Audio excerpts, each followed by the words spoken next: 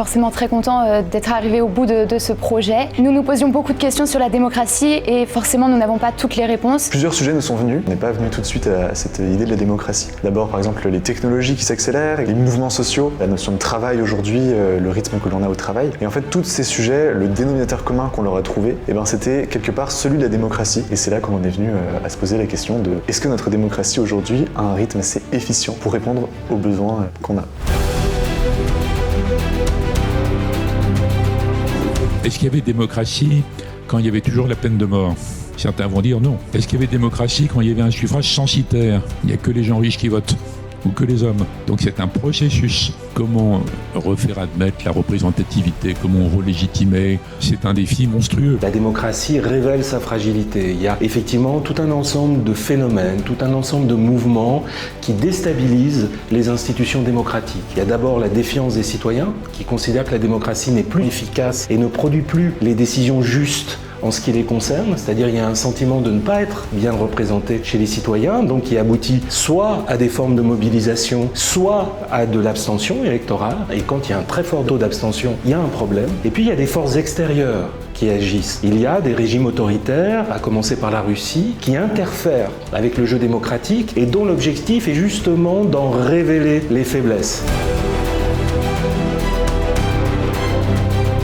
On étudie le droit constitutionnel, donc c'était très intéressant de voir la différence entre la lettre de la Constitution et la pratique constitutionnelle derrière qu'on en avait, que ce soit nos gouvernants ou même nous en tant que citoyens. Lorsque le général de Gaulle a créé les institutions en 1958, c'était un régime parlementaire, il a agrémenté cela d'élection du président de la République au suffrage universel direct, mais il y avait quand même une différence fondamentale, c'est que de Gaulle ressourçait sa légitimité régulièrement, c'est-à-dire par référendum. Le dernier, il l'a perdu, il est parti.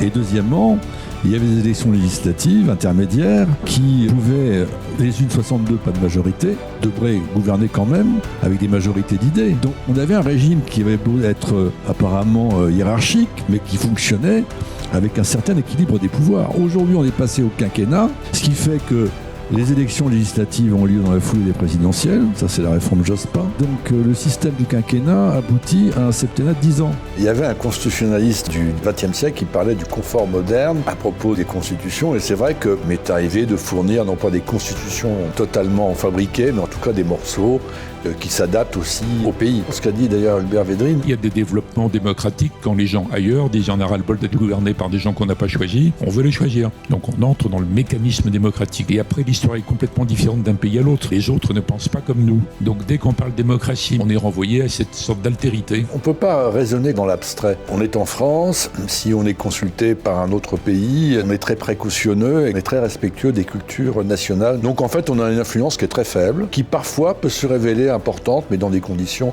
et dans des circonstances un peu particulières.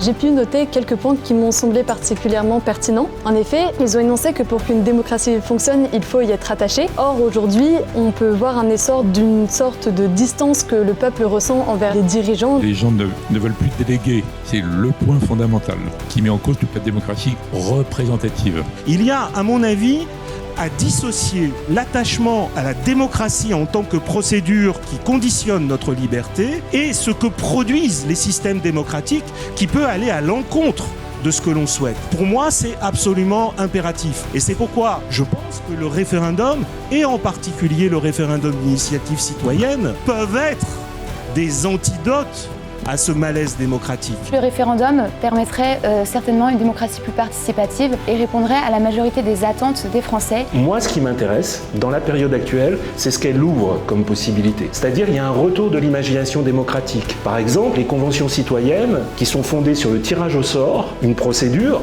qu'on avait abandonnée quasiment depuis l'Athènes du 5e siècle avant Jésus-Christ. On redécouvre des possibles démocratiques. Et ça me semble très intéressant. Aujourd'hui, on a sur la table plein d'instruments, plein de propositions. Il suffit de s'en servir, il suffit d'avoir la volonté politique de le faire. Je suis convaincu depuis très longtemps de l'aspect vital de la question écologique. Je souhaite que les démocraties soient rapidement requinquées par une synthèse très intelligente de nos réformes, parce que le choc va être assez rude.